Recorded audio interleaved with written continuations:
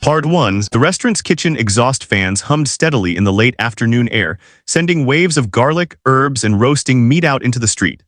Marco Chen stood behind the counter of his small Italian restaurant in downtown Portland, watching the lunch rush finally taper off. His white chef's coat was stained with marinara sauce and olive oil, evidence of another busy Saturday. He wiped down the counter with practiced efficiency, already thinking about the evening prep work that needed to be done before the dinner service began. Marco had owned Bella Not for 7 years, taking over the space that had once housed a failed seafood restaurant. He had transformed it into a neighborhood gathering place, the kind of restaurant where regulars knew the menu by heart and newcomers felt welcomed the moment they walked through the door. The food was simple but genuine, recipes passed down from his Italian grandmother mixed with techniques he had learned in culinary school. Nothing fancy, nothing pretentious, just honest food made with care. The restaurant seated about 40 people, with checkered tablecloths and walls decorated with framed photos of Italian countryside scenes that Marco had picked up at estate sales. There was a small bar area where people could wait for tables or enjoy a glass of wine, and in the corner near the front window sat an old upright piano that had come with the building. Marco had considered getting rid of it when he first took over the space, but something made him keep it. It was out of tune and mostly served as a surface for displaying the daily specials board, but it added character to the room. Marco was 38 years old, the son of a Chinese immigrant father and an Italian-American mother who had met in culinary school. He had inherited his father's work ethic and his mother's passion for Italian cooking, along with her family recipes. Running the restaurant was demanding work, with long hours and thin profit margins, but Marco couldn't imagine doing anything else. This place was his life, his identity, his contribution to the neighborhood. As Marco finished wiping down the counter, he noticed a figure standing outside the front window. The man appeared to be in his 50s, with a graying beard and clothes that had seen better days. His jacket was torn at the shoulder, and his jeans were stained and worn. He carried a tattered backpack and stood perfectly still, just staring through the window at the restaurant's interior with an expression that Marco couldn't quite read. It wasn't the hungry desperation Marco had seen on other homeless people's faces when they looked through his windows. This was something different, something more like longing mixed with hesitation. Portland had a significant homeless population, and Marco's restaurant was located in a part of downtown where people experiencing homelessness often congregated. Marco had developed a policy over the years of providing leftover food to people who asked politely, though he tried to do it through the back door to avoid creating situations that might make his paying customers uncomfortable. He had grown up without much money himself and remembered what it felt like to be hungry, so he tried to help when he could without making a big show of it. The man outside continued to stare through the window, and Marco noticed he wasn't looking at the food or the customers. He was looking at the piano. His eyes were fixed on the old instrument with an intensity that made Marco curious. After a moment, the man seemed to gather his courage and pushed open the front door, stepping into the restaurant with careful, almost apologetic movements. Marco's waitress, Angela, moved toward the door with the practiced smile she used for greeting customers, but something in the man's appearance made her hesitate. The lunch crowd had mostly cleared out, with only a few tables still occupied by people lingering over coffee and dessert. The man stood just inside the doorway, not advancing further into the restaurant, his hands clasped in front of him. Marco came out from behind the counter, wiping his hands on a towel. He approached the man with neither hostility nor excessive friendliness, just straightforward directness. Up close, he could see that the man's face, despite the weathering of outdoor living, had an intelligent quality to it. His eyes were clear and alert, not clouded by alcohol or drugs like some of the people Marco encountered on the streets. "Can I help you?" Marco asked, keeping his tone neutral. The man swallowed hard, and Marco could see he was nervous.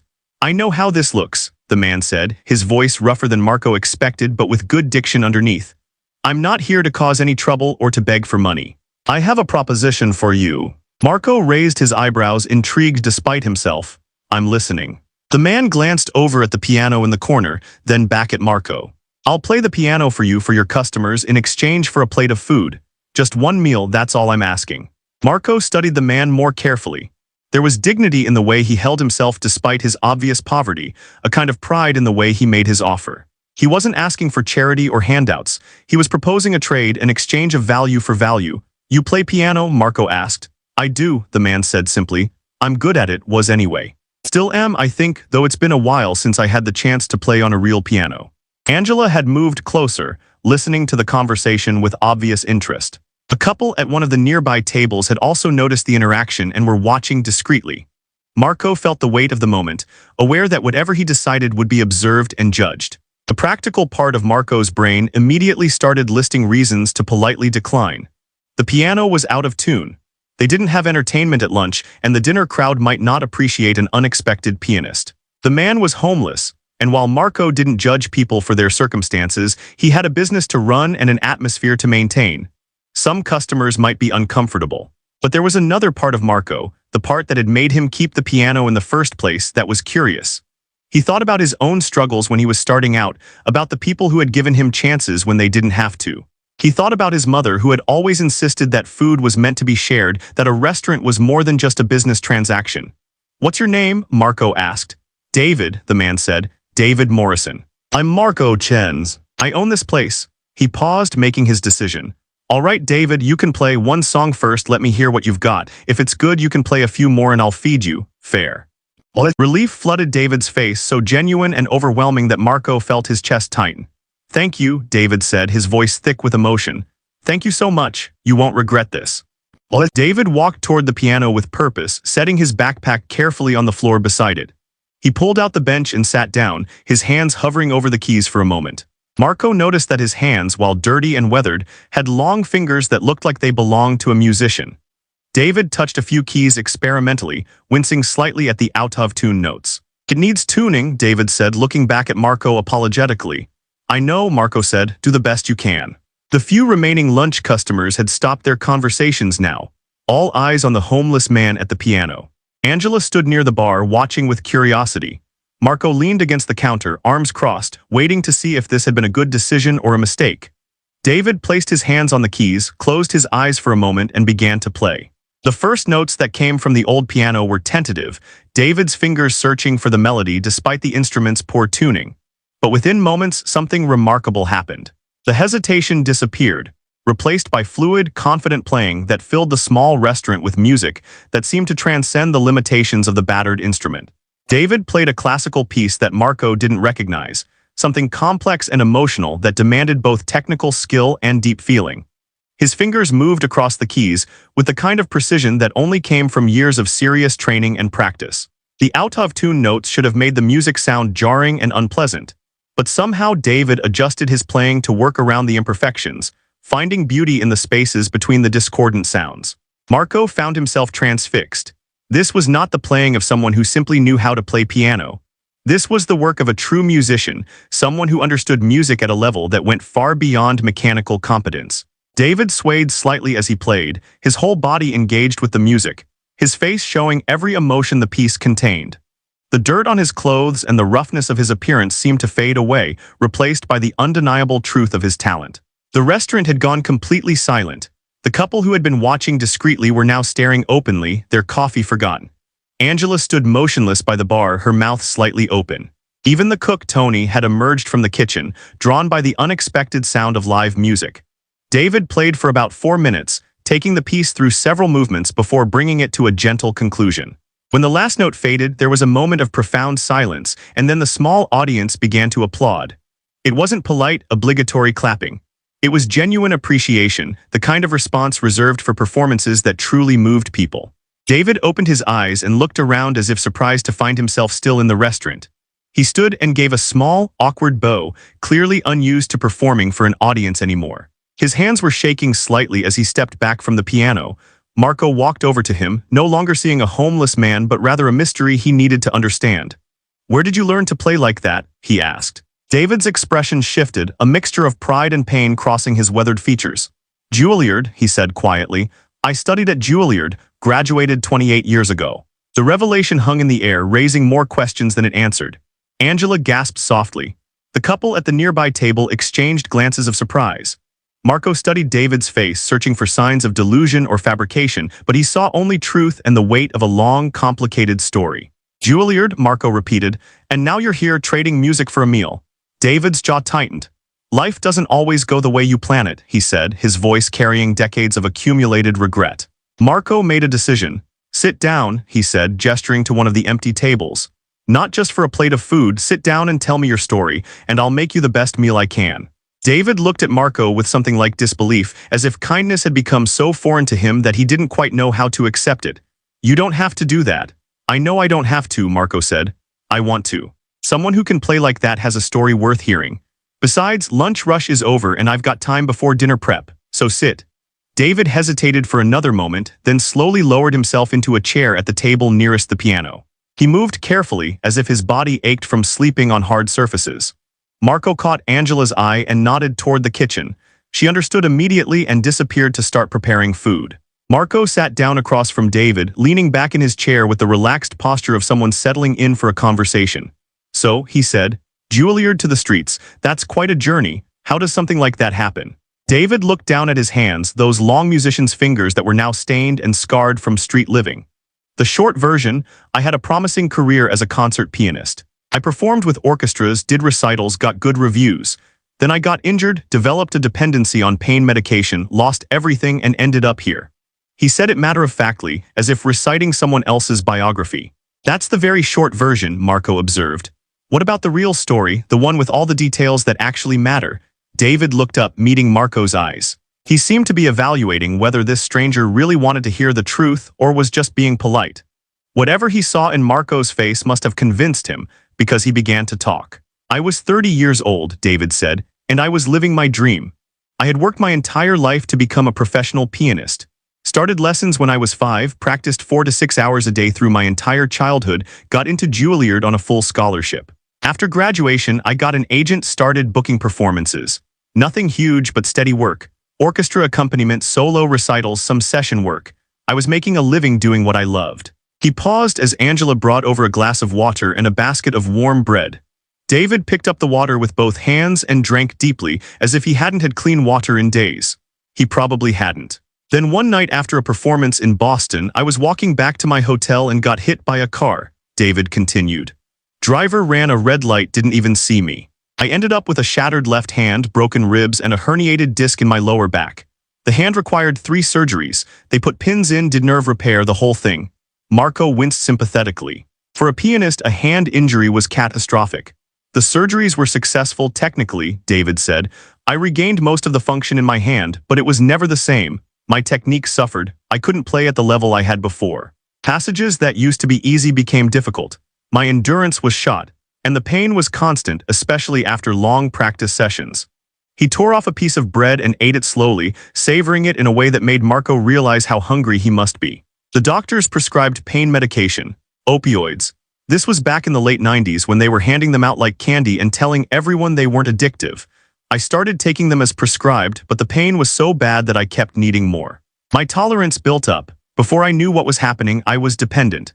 Angela returned with a steaming plate of fettuccine alfredo with grilled chicken, one of Marco's signature dishes. She set it down in front of David along with silverware wrapped in a napkin. David stared at the food as if it were a work of art. Please eat, Marco said. You can talk between bites. David picked up the fork with his left hand, the one that had been shattered, and Marco noticed the slight tremor in his grip and the scars visible on his skin. David took a bite of the pasta and closed his eyes, and Marco saw tears forming at the corners. Sorry, David said, his voice rough. It's just been a long time since I had real food made with care. Most days I'm eating whatever I can find in dumpsters or get from shelters. David ate slowly, clearly trying to pace himself despite obvious hunger. Between bites, he continued his story, the words coming easier now as if a dam had broken after years of silence. The addiction took over my life gradually, he said. At first, I was still performing, still trying to maintain my career. But I needed the pills to get through performances because of the pain. Then I needed them just to get through the day. My playing deteriorated further, not because of my hand anymore, but because I was always either high or in withdrawal. He paused to take another bite, chewing thoughtfully. I started missing rehearsals, showing up late to performances, making mistakes I never would have made before. My agent dropped me, orchestra conductors stopped calling. My reputation in the music world was destroyed within about 2 years. People thought I was just unreliable, difficult to work with. They didn't know about the addiction because I hid it well or thought I did.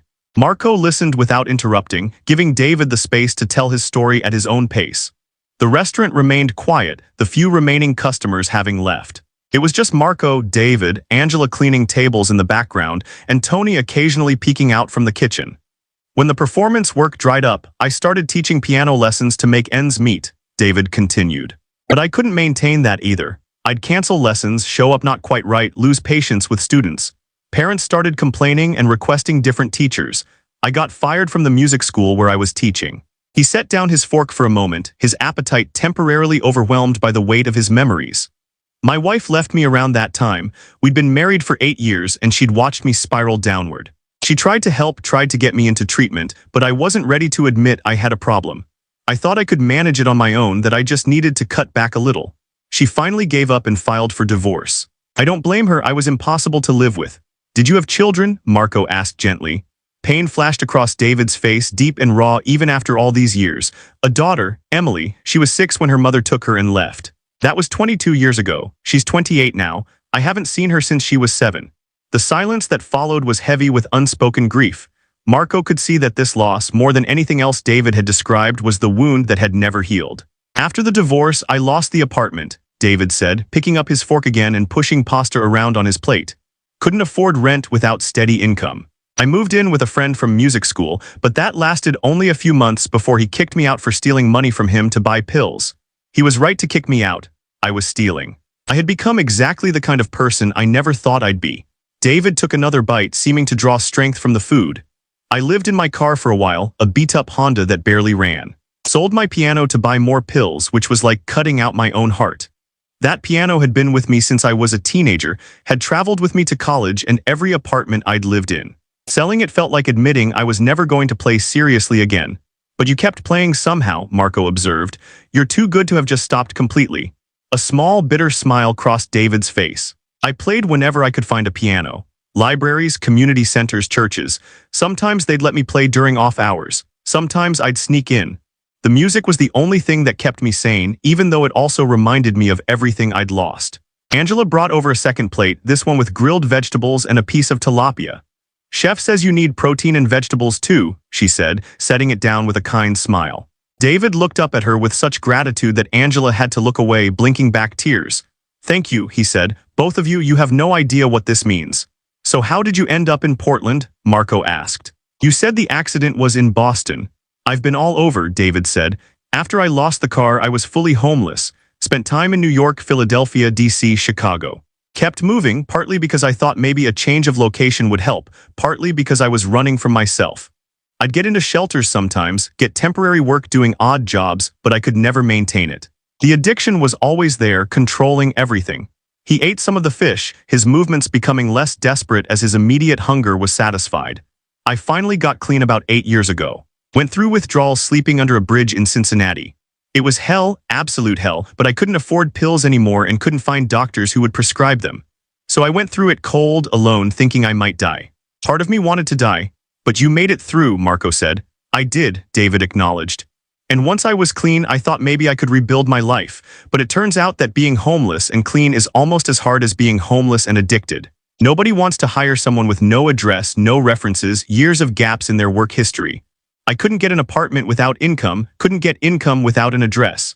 It's a cycle that's almost impossible to break. He looked around the restaurant at the photos on the walls, the warm lighting, the evidence of a successful small business. I've been in Portland for 3 years now. It's better than some cities for homeless people, worse than others. I sleep in shelters when I can get a bed, under bridges when I can't. I play music whenever I find a piano that's accessible, and I try to hold on to whatever dignity I have left. Why don't you go to one of the organizations that help homeless people? Marco asked. Portland has resources.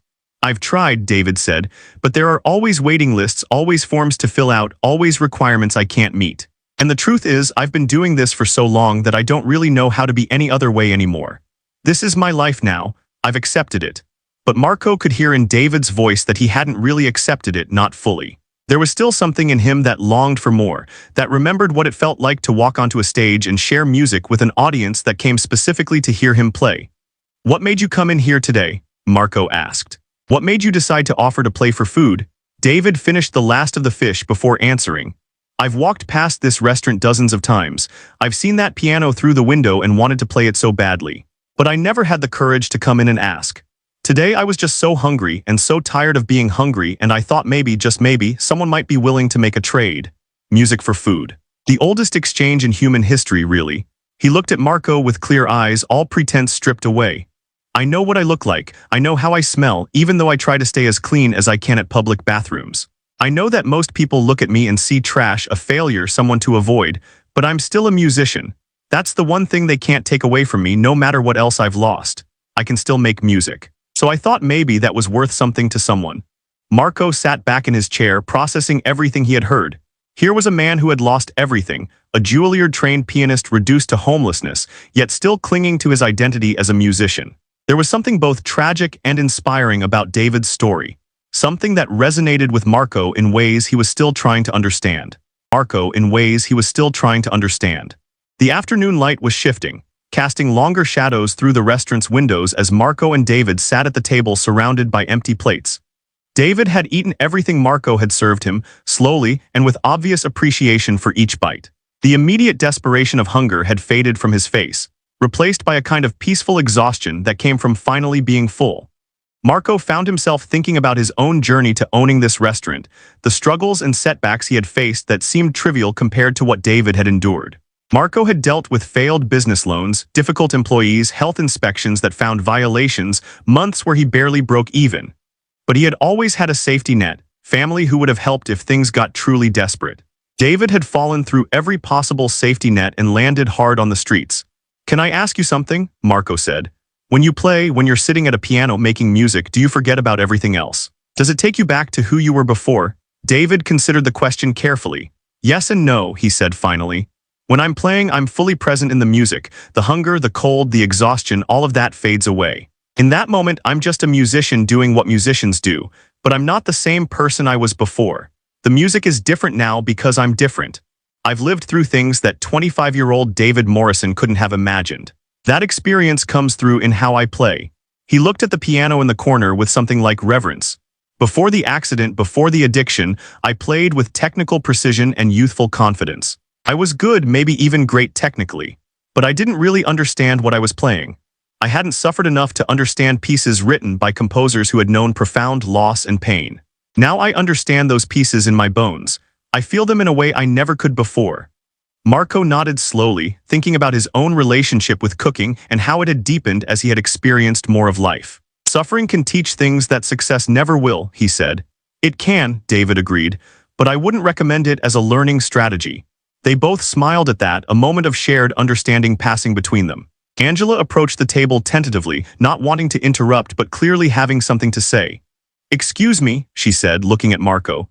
"Some of the dinner customers are starting to arrive early and they're asking about the piano music. Word is spreading on social media already. Someone filmed part of David's performance and posted it, and people are saying they want to come hear him play." Marco pulled out his phone and checked the restaurant's social media tags. Sure enough, there was a video of David playing, filmed by the couple who had been having coffee. The caption read, "Incredible pianist performing at Bella Not Right Now. This guy is amazing. Come hear him if you can." The post already had dozens of likes and several comments from people saying they were on their way. David saw the phone screen and looked alarmed. "I should go," he said, starting to stand. "I don't want to cause problems for your business." "Sit down," Marco said firmly. "You're not causing problems, but this does change things." He thought for a moment, an idea forming in his mind that was either brilliant or completely crazy. "How would you feel about playing here regularly, not just today but on an ongoing basis?" David stared at him as if he'd spoken a foreign language. "What do you mean?" "I mean I hire you," Marco said, the plan becoming clearer as he spoke. "You come in during dinner service, maybe 4 or 5 nights a week, and you play piano for 2 or 3 hours. I pay you in cash at the end of each night, enough to cover food, a room somewhere, whatever you need. We turn this into a proper dinner and music experience." "Marco, I'm homeless," David said bluntly. "I can't commit to a regular schedule. I don't have clean clothes to wear. I don't have a way to clean up properly before showing up to work. This is kind, really kind, but it's not practical." Marco leaned forward. "Then we solve those problems. There's a motel 2 blocks from here, cheap but clean. I'll pay for a room there for the first month while you get on your feet. You can shower, do laundry, have a place to sleep that's not a shelter or a bridge. You use that as your base while you work here." "Why would you do that?" David asked, his voice rough with emotion. "You don't know me. I could take the money and disappear. I could relapse. I could steal from you. Why would you take that risk?" "Because I heard you play," Marco said simply. "Because talent like yours shouldn't be wasted. Because everyone deserves a second chance, or in your case maybe a 10th or 20th chance. And because my mother always taught me that a restaurant should be more than just a place to eat. It should be a gathering place, a community space, somewhere that enriches people's lives beyond just filling their stomachs." He gestured around the room. "I've been trying to figure out how to make this place special, how to differentiate it from the dozens of other Italian restaurants in Portland. Live piano music during dinner service could be exactly what this place needs. And you need work stability, a way back to doing what you were trained to do. So we help each other." David was quiet for a long moment, and Marco could see him wrestling with hope and fear. Hope was dangerous when you had been disappointed as many times as David had. It was safer to expect nothing and be grateful for small mercies like a single meal. "I don't want your pity," David said finally. "If we do this, I need it to be a real job, not charity. I need to earn what you pay me." "It will be a real job," Marco assured him. "You'll work for your pay. I'll expect you to show up on time, play for the full shift, maintain professional standards. This isn't a handout. This is a business arrangement that benefits both of us." Angela had been listening to the entire conversation, and now she spoke up. "I think it's a great idea, Marco. The place could use some atmosphere, and David is really talented. People will come specifically for the music." Tony poked his head out from the kitchen. "I'm in favor," he said. "Gets boring back there just cooking. Would be nice to have some music." David looked around at the three of them, these strangers who were offering him something he had stopped believing was possible, a way back. His hands were shaking again, but this time it wasn't from hunger or withdrawal. It was from the overwhelming weight of unexpected kindness. "Okay," he said, his voice barely above a whisper.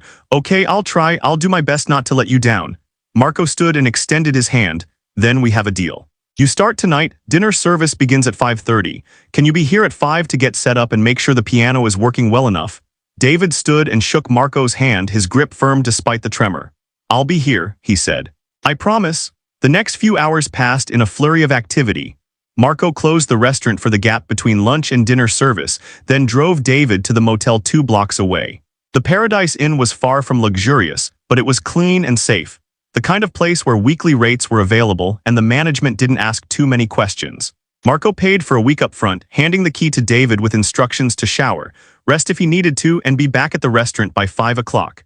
David stood in the doorway of the small room, looking at the bed with its clean sheets, the bathroom with its working shower, the television mounted on the wall as if he had been handed the keys to a palace. "I'll be there," David said again. 5 o'clock. I won't let you down." Marco returned to the restaurant and spent the afternoon making phone calls and preparations. He called a piano tuner who agreed to come first thing in the morning to work on the old upright. He adjusted the evening's reservations to make room for walk-ins, anticipating that the social media post might bring in extra customers. He talked to Angela and Tony about how to handle the change in atmosphere, how to work around having live music during service. At 4:30, Marco started to worry that David wouldn't show up. It wouldn't have been surprising. David had been living on the streets for years, operating without schedules or commitments. The structure of a regular job might be too much too soon. Marco had taken a risk, and it was entirely possible that David was already gone, having sold the motel key for money and disappeared back into the anonymous spaces of the city.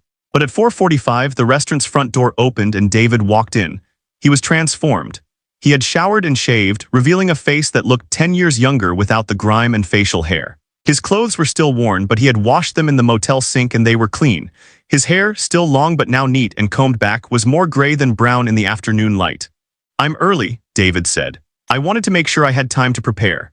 Relief flooded through Marco. "You look good," he said, and meant it. Clean and rested, David looked less like a homeless man and more like an aging artist, someone who might teach at a university or perform at coffee houses. David walked to the piano and sat down, running his fingers over the keys without pressing them. "It's still out of tune," he said, "but I can work with it for tonight. When are you getting it tuned?" "Tomorrow morning," Marco said. "A technician is coming at 9. "Good," David said. He began playing scales, warming up his fingers and testing the piano's responsiveness. His technique was flawless despite the instrument's limitations, each note precisely controlled even when the pitch was slightly off. As 5:30 approached, the restaurant began to fill. Some were regular customers who came every Saturday. Others were people who had seen the social media post and wanted to hear the mysterious, talented pianist. Marco watched from behind the counter as David played, starting with soft background music that enhanced the dining experience without overwhelming conversation. The transformation in the restaurant's atmosphere was immediate and undeniable. The music added a layer of sophistication and warmth that had been missing before. Customers smiled more, lingered longer over their meals, ordered extra glasses of wine. David played a mix of classical pieces and jazz standards, reading the room and adjusting his selections to match the energy and mood. Marco noticed that David played differently when he thought people weren't paying close attention. During the busy early part of service, when customers were focused on menus and conversations, David played beautifully but conservatively. But during lulls, when some tables had finished eating and were just enjoying the ambience, David would slip into more complex, emotionally rich pieces that showcased his true abilities. Around 7 o'clock, an older woman who had been dining alone approached the piano during a break between pieces. Marco watched as she spoke to David, gesturing animatedly. David's expression shifted from polite attention to genuine surprise, then to something that looked like joy mixed with pain. After the woman returned to her table, David began playing again, but this time with even more intensity and feeling. Whatever she had said had affected him deeply. When David took another break at 8, Marco brought him a plate of food and a glass of water. "You're doing great," Marco said. "The customers love it. I've had at least a dozen people tell me how much they're enjoying the music." David ate gratefully, though he was less ravenous than he had been at lunch, having started the day with real food in his system. "That woman who talked to me earlier," he said, "she recognized me. She said she saw me perform at Carnegie Hall 26 years ago, said she still remembered the concert. She couldn't believe I was here playing in a neighborhood Italian restaurant." "How did that make you feel?" Marco asked. "Humiliated at first," David admitted, "like she was seeing exactly how far I'd fallen. But then she said the music was even more beautiful now than it was then, that I played with more depth and soul. She thanked me for still sharing my gift with the world even after everything." His eyes were moist, and he blinked rapidly. "No one has recognized me in years. I thought I had been completely forgotten, that my brief career had been erased as if it never happened. But she remembered. She said my performance that night had stayed with her for more than 2 decades. Marco felt his own throat tighten. "Your music matters to people, David. It always has and it still does. You just needed a platform again." David nodded, unable to speak for a moment. When he regained his composure, he said, "I won't waste this chance, Marco. I know I said it before, but I mean it. This is more than I deserve, more than I ever expected to have again." "Everyone deserves dignity and purpose," Marco said. "You're not getting more than you deserve. You're finally getting what you should have had access to all along." The dinner service continued until nearly 10 o'clock, busier than any Saturday Marco could remember. David played until the last customer left, his stamina impressive given his age and recent circumstances. When the restaurant finally emptied and Angela began cleaning tables, Marco called David over to the counter. He had prepared an envelope with cash, more than they had explicitly agreed upon, but what Marco felt was fair given how much David had contributed to the evening's success. David counted the money, his eyes widening. "This is too much," he said. "We didn't discuss a specific amount, but this is far more than I expected." "It's what you earned," Marco said firmly. "The restaurant made more money tonight than it usually does on Saturdays, and a lot of that was because of you. People stayed longer, ordered more, and I'm betting they'll come back specifically to hear you play again. You're not just an employee, you're an investment in making this place something special." David pocketed the cash, shaking his head in disbelief. "When do you want me back? Can you do tomorrow night?" Marco asked. "Sunday dinner service. I can do every night if you need me," David said. "I have nothing else to do, nowhere else to be. This is everything to me now." Marco smiled. "Let's start with Friday through Sunday for now, our busiest nights. Once we see how it goes, we can add more days." And David, "Tomorrow, after the piano gets tuned, I want you to play whatever you want. Don't hold back, show people what you're really capable of." Over the following weeks, David became a fixture at Bell & Knot. Marco extended his motel stay week by week, and David proved himself reliable and dedicated. He showed up early every scheduled evening, practiced during the quiet afternoon hours when Marco would let him in before official opening, and played with increasing confidence as his fear of losing this opportunity gradually diminished. The piano tuner had done excellent work, and the old upright now produced clear, beautiful tones that did justice to David's abilities. Word spread throughout Portland about the talented pianist at the little Italian restaurant, and Bell & Knot started attracting a different crowd. Music lovers came alongside food enthusiasts, and Marco found himself needing to expand his reservation system to accommodate the increased demand. David's playing evolved as he settled into the routine. He became more adventurous with his selections, incorporating contemporary pieces alongside classical standards, sometimes improvising in ways that surprised and delighted the audience. On particularly inspired nights, he would lose himself completely in the music, and those who watched could see the transformation from a man marked by hardship to an artist fully engaged with his craft. But success brought new challenges. One evening in the 4th week, a well-dressed man in his 50s approached David during a break. Marco watched from across the room as the conversation unfolded, noticing David's body language shift from relaxed to tense. After the man left, David came to find Marco in the kitchen. That was Richard Brennan, David said, his voice strained. He's a concert promoter, someone I worked with back in my performing days. He wants me to do a recital at a proper concert hall, says he can book me at the Arlene Schnitzer within 2 months. That's amazing, Marco said. That's a huge venue. This is your chance to really come back.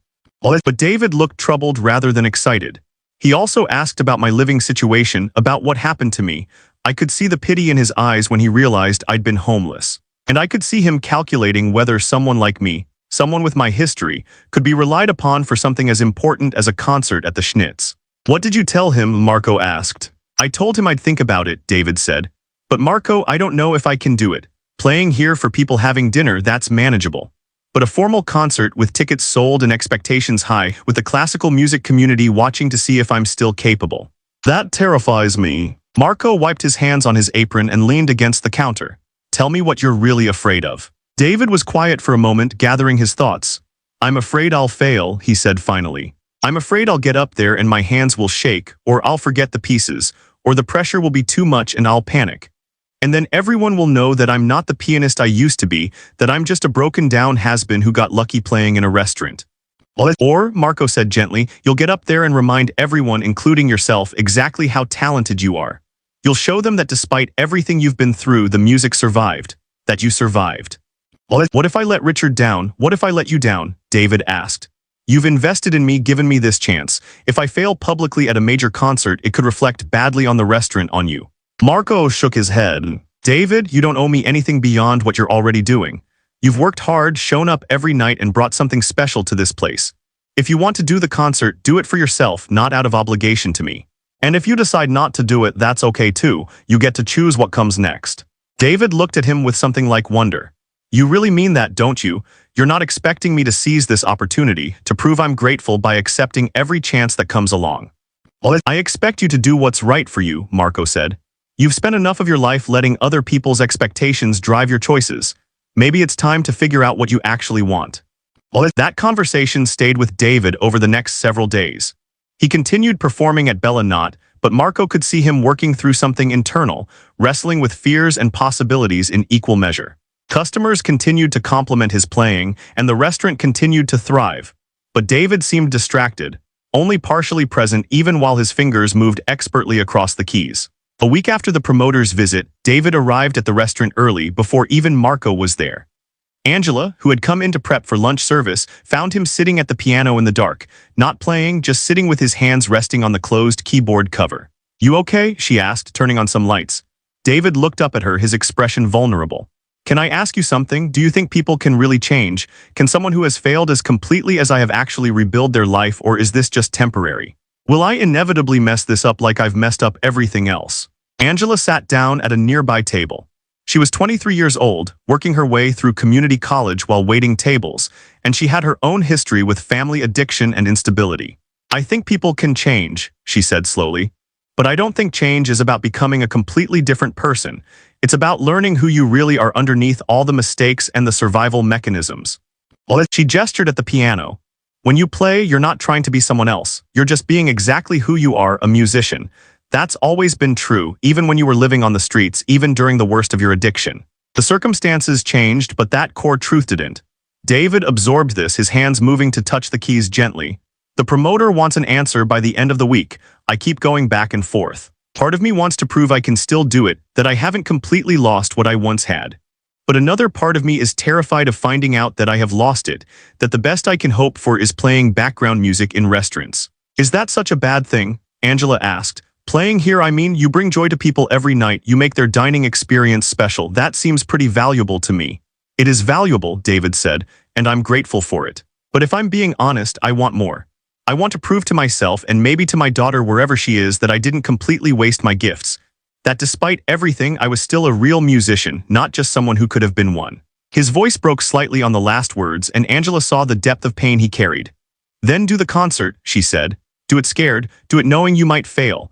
Do it because the alternative is spending the rest of your life wondering what would have happened if you'd been brave enough to try. David looked at her with surprise. That's almost exactly what Marco said, just in different words. Angela smiled.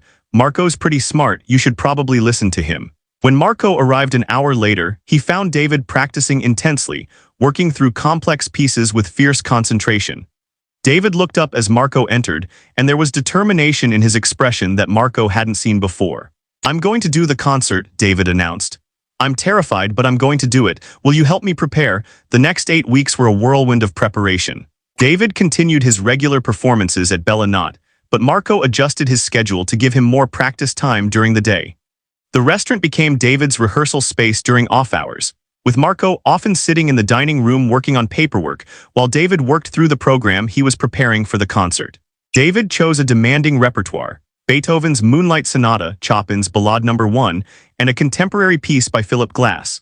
The selections showcased different aspects of his abilities and told a kind of story, from darkness through struggle to resolution.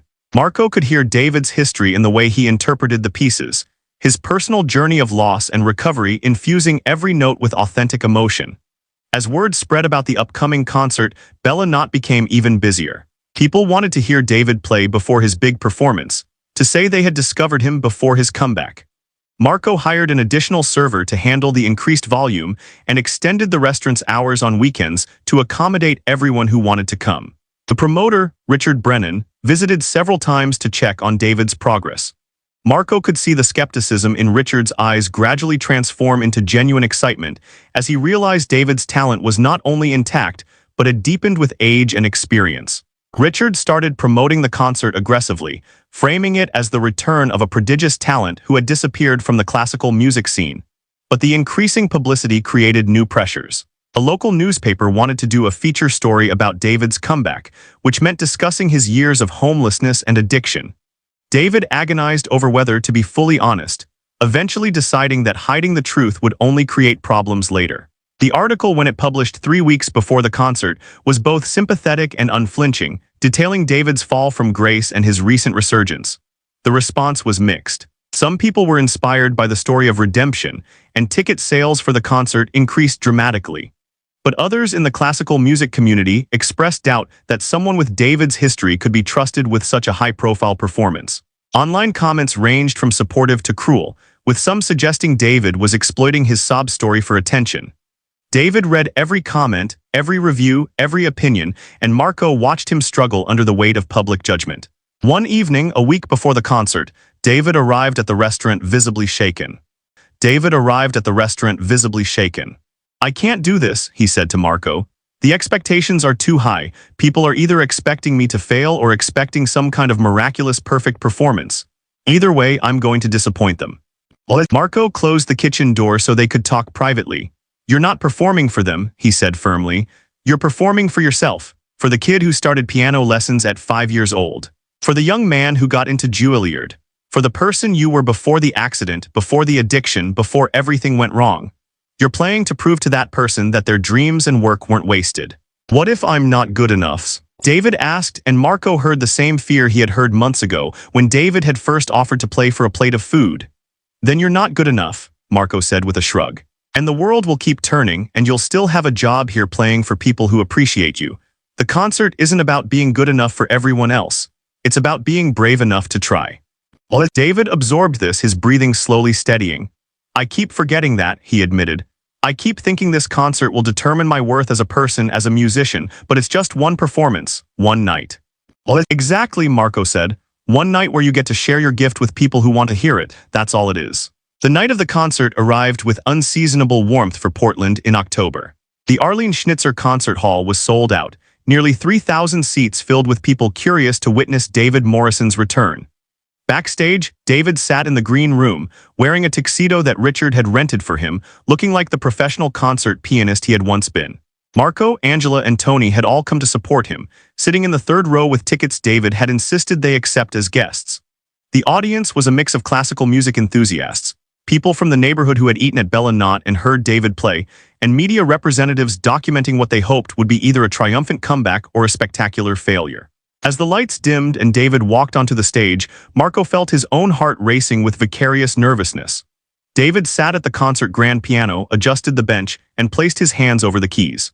For a long moment he sat perfectly still, and Marco wondered if he was frozen with fear. Then David began to play.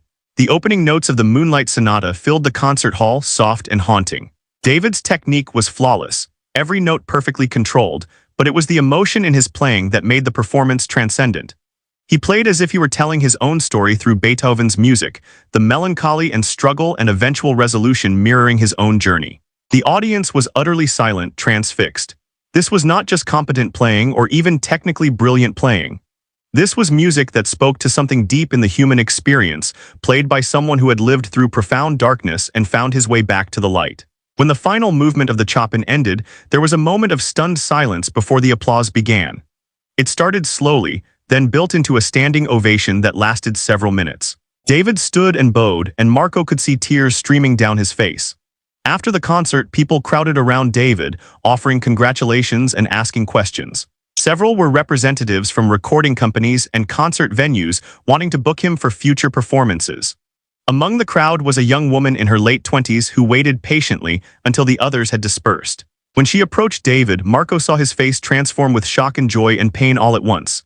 "Emily?" David said, his voice barely audible. "Hi, Dad," she said, and then they were embracing, both crying, 21 years of separation collapsing in a moment. Marco quietly gathered Angela and Tony and led them away, giving David and his daughter privacy for their reunion. As they walked out into the Portland night, Angela wiped her own eyes. "That was beautiful," she said. "All of it. The music, the reunion, everything." Marco nodded, feeling a deep satisfaction that had nothing to do with the restaurant or business success. "Sometimes," he said, "all someone needs is a chance and a plate of food. The rest they can do themselves." 3 months later, Bella Knott still featured live piano music on weekend evenings, though David now split his time between the restaurant and a growing schedule of concert performances. He had reconnected with his daughter and was slowly rebuilding their relationship. He had moved into a small apartment and was living independently for the first time in over a decade. But he always came back to the restaurant, to the place where his comeback had begun with a simple offer.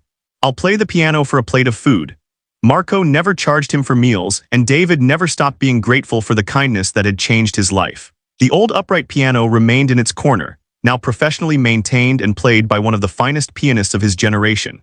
And every night it was played, it reminded everyone who heard it that redemption was possible, that talent could survive even the harshest circumstances, and that sometimes the most important thing one person could do for another was simply to say yes when they asked for a chance. Claude is AI and can make mistakes. Please double-check responses.